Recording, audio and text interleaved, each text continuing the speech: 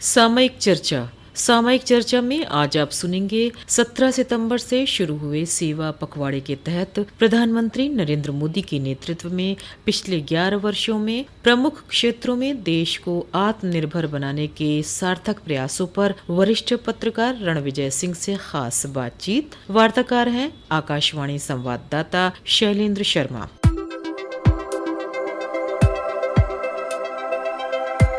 79वें स्वतंत्रता दिवस पर प्रधानमंत्री नरेंद्र मोदी ने रक्षा, प्रौद्योगिकी, ऊर्जा, अंतरिक्ष और विनिर्माण के क्षेत्र में हुई भारत की प्रगति की जानकारी देते हुए आत्मनिर्भर भारत को विकसित भारत के लिए जरूरी बताया था और ये बात सरकार के कामकाज, नीति और योजनाओं में भी दिखी है। पिछले 11 सालों में प्रमुख क्षेत्रों में देश को आत्मनिर्भर बनाने के सार्थक प्रयासों के बड़े परिणाम भी देखने को मिले हैं। मौजूदा वैश्विक स्थितियां भी यही संकेत दे रही हैं कि आत्मनिर्भरता बहुत जरूरी है।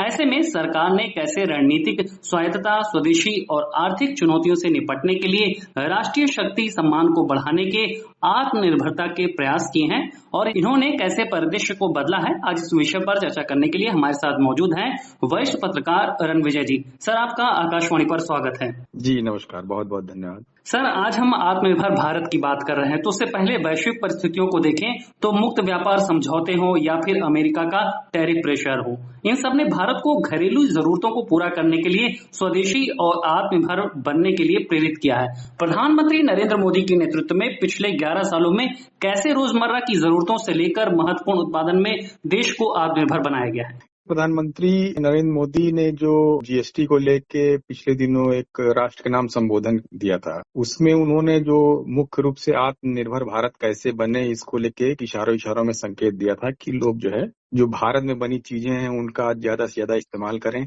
और जहां तक बात है अमेरिका के टैरिफ की, तो ये पहला मौका नहीं है जब अमेरिका की तरफ से भारत के बाजार को प्रतिबंधित किया गया हो या उस पर दबाव डालने का प्रयास किया गया हो। अगर आप याद करें तो अटल बिहारी वाजपेयी जब प्रधानमंत्री थे उसमें पोखरण विस्फोट के टाइम भी लगातार 5 साल तक प्रतिबंध भारत पे लगा रहा, लेकिन भारत की अर्थव्यवस्था उस समय भी झुकी नहीं। तुलनात्मक रूप से जो स्वदेशी है वो इन सब चीजों का विकास ही हुआ। एक बार फिर भारत के सामने उतनी बड़ी चुनौती नहीं है जितनी बड़ी उस समय थी, और इस समय जो भारत सरकार है वो बहुत पहले से स्वदेशी को उसने इतना मजबूत कर दिया कि बहुत चीजों में हम आत्मनिर्भर हो चुके हैं। मसलन जैसे 2020 की बात करें, इससे पहले चीन का भी बहुत भारतीय बाजारों पे दखल था और दबाव था, लेकिन 2020 के बाद भारत ने करीब 100 से अधिक चीनी ऐप्स को बैन किया और उस समय कहा जा रहा था कि इन ऐप्स के बंद होने और जो वहां से फार्मा सप्लाई होती थी उसके रोक लगने से बहुत असर पड़ेगा। लेकिन आप देखिए कि 20 के बाद भारत दवा कारोबार से लेकर और ऐप्स तक में आत्मनिर्भर हो गया। इतना आत्मनिर्भर हुआ कि कोविड के टाइम पे कई देशों को टीके सप्लाई किया भारत ने। रक्षा क्षेत्र में देखें तो 2014 में रक्षा उपकरणों का लगभग 70% आयात किया जाता था। आज भारत 160 से ज्यादा देशों को सप्लाई कर रहा है। डीआरडीओ ने जो नए हथियार बनाए हैं, इवन लखनऊ में जो ब्रह्मोस मिसाइलें बननी शुरू हो गई हैं। तो जो ये नए परिदृश्य हैं इसके बीच में भारत बहुत से उत्पादों में आत्मनिर्भर हुआ है। हमें नहीं लगता कि जो ये टैरिफ लगा करके और इसका बहुत ज्यादा असर भारत के मार्केट में पड़ेगा। बिल्कुल सर, जिस तरह से आपने स्वदेशी का जिक्र किया, आत्मनिर्भर भारत की प्रधानमंत्री नरेंद्र मोदी की सोच का आपने जिक्र किया, इसको कई राज्यों ने अपनाया भी है। खासतौर पर जब हम उत्तर प्रदेश की बात करते हैं तो यहाँ पर भी इसकी झलक देखने को मिली है। हम जिस तरह से देखते हैं कि उत्तर प्रदेश ने ओडीओपी के जरिए उत्पादों को पहचान दी, इनकी मांगों में इजाफा हुआ।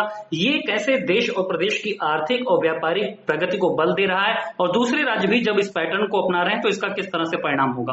देखिए, ओडीओपी सिर्फ एक योजना नहीं है, बल्कि हमें लगता है कि ये इकोनॉमिक डिप्लोमेसी का भी हिस्सा हो गया है, क्योंकि उत्तर प्रदेश में 75 जिलों और लगभग हर जिलों में एक उत्पाद ऐसा है जिसको डेवलप कर दें तो ये एक ब्रांड बन सकता है। तो 2018 में उत्तर प्रदेश सरकार ने इस योजना को शुरू किया और अब तक एमएसएमई में 90,000 से ज्यादा जो उत्पाद है वो चिन्हित हो चुके हैं, जिनको जीआई टैग तक मिल चुका है। जैसे बनारस की साड़ी, कालीन, काला नमक चावल, मतलब ऐसे कई उत्पाद हैं, करीब करीब 50 के आसपास। तो लोकल को कैसे ग्लोबल बनाया जा सकता है और ग्लोबल बना के कैसे उस एक डिस्ट्रिक्ट के प्रोडक्ट को अंतर्राष्ट्रीय परिदृश्य पे उसको मौका दिया जा सकता है, ये एक योजना उसको रिप्रेजेंट करती है। अब सोचिए कि यूपी के जिलों की जो ये उत्पाद है ये दुबई एक्सपो तक गए। तो हमें लगता है कि ये ओडीओपी ब्रांड इंडिया की एक नई पहचान है और यूपी के इस प्रोजेक्ट को बाकी राज्य भी धीरे धीरे अगर अडॉप्ट करें तो वो भी अपने जिलों के उत्पादों को अंतर्राष्ट्रीय परिदृश्य पे ले आ सकते हैं और इससे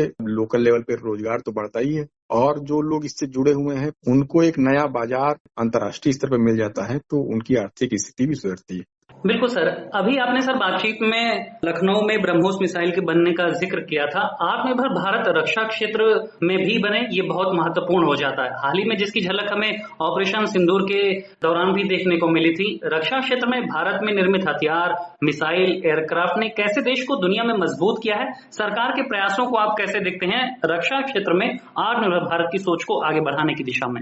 ये रक्षा क्षेत्र में जो काम हुए हैं वो तो हमें लगता है कि ऑपरेशन सिंदूर में जिन हथियारों का इस्तेमाल हुआ उससे भी काफी कुछ झलक मिल जाती क्योंकि इस युद्ध में जो तेजस था, थ्रू हेलीकॉप्टर था, अर्जुन टैंक थे, आकाश मिसाइल सिस्टम है, आईएनएस विक्रांत जो बाद में तैनात किया गया था समुद्र की तरफ से, ये सारी जो ये हथियार हैं ये ऐसे हैं जो आत्मनिर्भर भारत के एक मॉडल है। और युद्ध खत्म होने के बाद तो रक्षा मंत्री राजनाथ सिंह जी ने सूचना दी थी कि 15 से 20 देशों ने ब्रह्मोस की डिमांड कर दी कि हमको जो है ब्रह्मोस चाहिए। तो एक तरफ जहां हम लोग कभी हथियार खरीदने वाले देश थे, अब हम पिछले 10-12 सालों में हम हथियारों के सप्लायर हो गए। रक्षा निर्यात में अगर आंकड़ों को अगर मैं जिक्र करूं तो 2014 में भारत का रक्षा निर्यात करीब 2000 करोड़ से कम था, लेकिन 23-24 में यह बढ़कर 16,000 करोड़ से भी। और ये ऑपरेशन सिंदूर के बाद तो जो भारतीय हथियारों का प्रदर्शन हुआ एक तरह से, उसके बाद तो इसमें और बड़े पैमाने पर इजाफा उम्मीद है। बिल्कुल सर, अब केवल मेक इन इंडिया की बात नहीं हो रही, मेक फॉर वर्ल्ड की भी बात हो रही है। रक्षा क्षेत्र की बात हम कर रहे हैं, उत्तर प्रदेश की इसमें काफी भागीदारी बढ़ी। आपने भी जिक्र किया था कि ब्रह्मोस मिसाइल बन रही,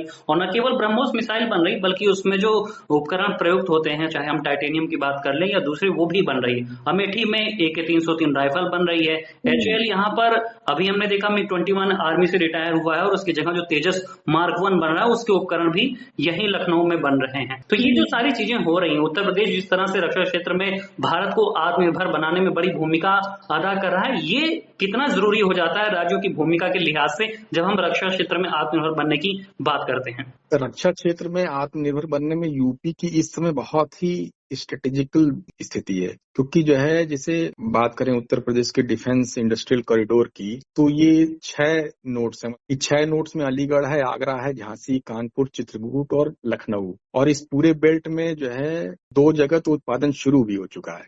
इसमें एयरक्राफ्ट कंपोनेंट हैं, इलेक्ट्रॉनिक सिस्टम है, रडार पार्ट्स हैं, ड्रोन है। ड्रोन के क्षेत्र में काफी उल्लेखनीय काम हुआ है। बुलेट प्रूफ वाहन है।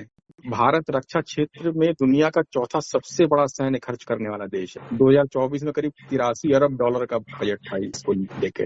इस लिहाज से भारत का आत्मनिर्भर हथियारों के लिहाज से होना बहुत जरूरी था और इस दिशा में बड़ा उल्लेखनीय काम हुआ है। सर, अब रक्षा क्षेत्र से आगे बढ़ते हैं और तकनीक की ओर आते हैं। वर्तमान दौर कहा जाता है तकनीक का दौर है, जब AI पर जोर दिया जा रहा है, गैजेट्स पे जोर दिया जा रहा है, तो सेमीकंडक्टर एक बहुत महत्वपूर्ण उत्पाद हो जाता है। कोरोना काल में हमने देखा कि जब सेमीकंडक्टर की सप्लाई चेन प्रभावित हुई तो भारत ने इसका महत्व समझा और इस महत्व को जरूरी समझते हुए सेमीकंडक्टर और उच्च तकनीकी नेतृत्व में आत्मनिर्भर बनने की दिशा में प्रयास भी किए गए। भारत 2025 के अंत तक made in India semiconductor chips launch करेगा, ये घोषणा हुई है।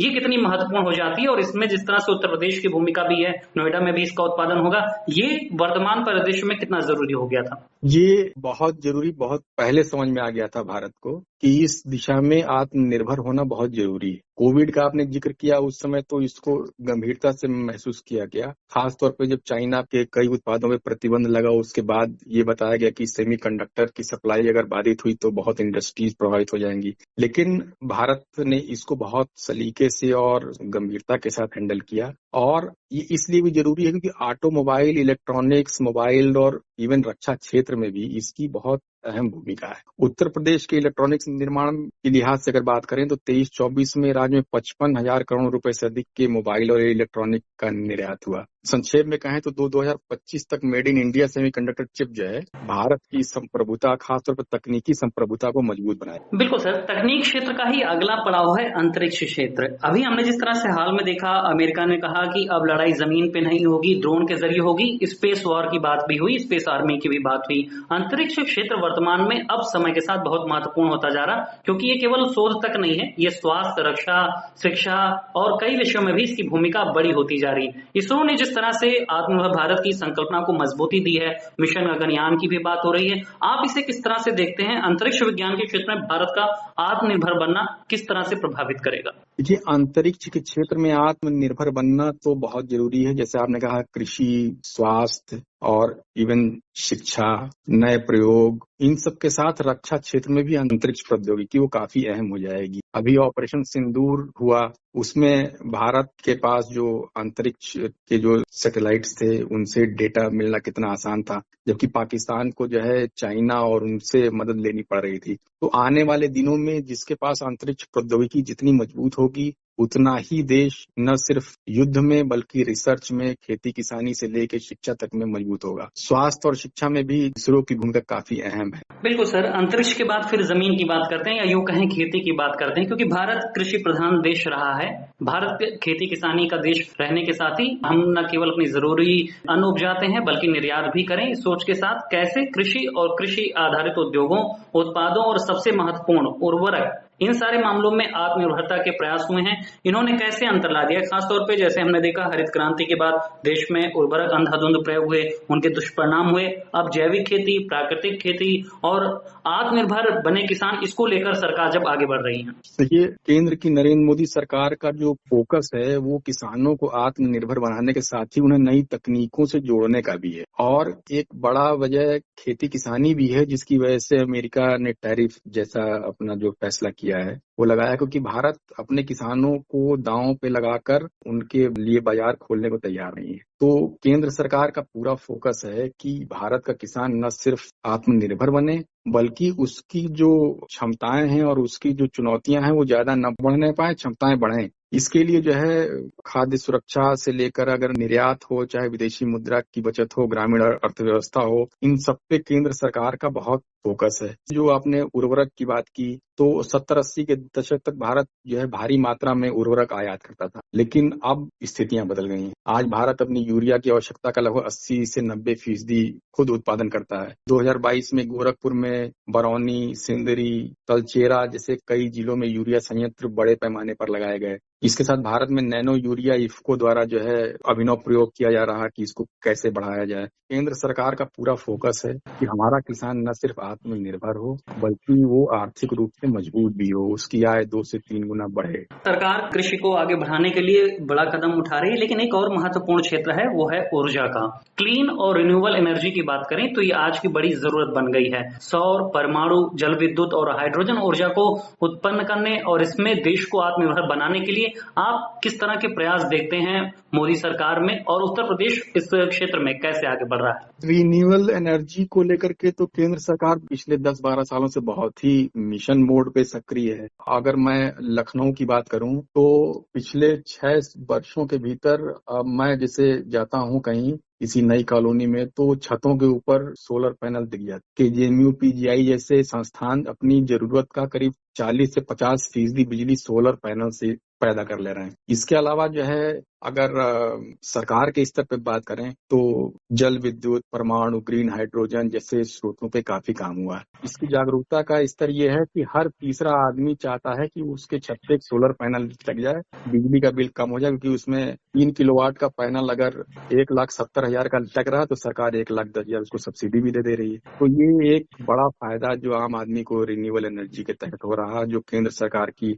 स्तर पे शुरू हुआ, प्रदेश सरकार ने इसको आगे बढ़ाया। 2025 तक उत्तर प्रदेश में 10,700 मेगावाट सौर ऊर्जा क्षमता का लक्ष्य रखा गया है। सोलर पैनल इंस्टॉलेशन में उत्तर प्रदेश मेरे ख्याल से पूरे देश में नंबर 1 है, 27,000 या 28,000 के आसपास इंस्टॉलेशन के साथ। और बुंदेलखंड जो क्षेत्र है, यहाँ सबसे ज्यादा बिजली आपूर्ति सोलर प्लांट है और हो रहा है कि ये एक बहुत ही उल्लेखनीय प्रयास है ऊर्जा जरूरतों को मीट आउट करने के लिए और उसको पूरा करने के लिए। बिल्कुल सर, 2047 में विकसित भारत की संकल्पना को पूरा करने के लिए ये जरूरी है कि विभिन्न महत्वपूर्ण क्षेत्रों में भारत आत्मनिर्भर बने और पूरी दुनिया में अपनी जो उत्पाद हैं उनकी महत्ता को साबित करे। हमसे बात करने के लिए, जरूरी जानकारी साझा करने के लिए सर बहुत बहुत शुक्रिया। थैंक यू, बहुत बहुत धन्यवाद। सामयिक चर्चा में अभी आप सुन रहे थे 17 सितंबर से शुरू हुए सेवा पखवाड़े के तहत प्रधानमंत्री नरेंद्र मोदी के नेतृत्व में पिछले 11 वर्षों में प्रमुख क्षेत्रों में देश को आत्मनिर्भर बनाने के सार्थक प्रयासों पर वरिष्ठ पत्रकार रणविजय सिंह से खास बातचीत। वार्ताकार थे आकाशवाणी संवाददाता शैलेंद्र शर्मा।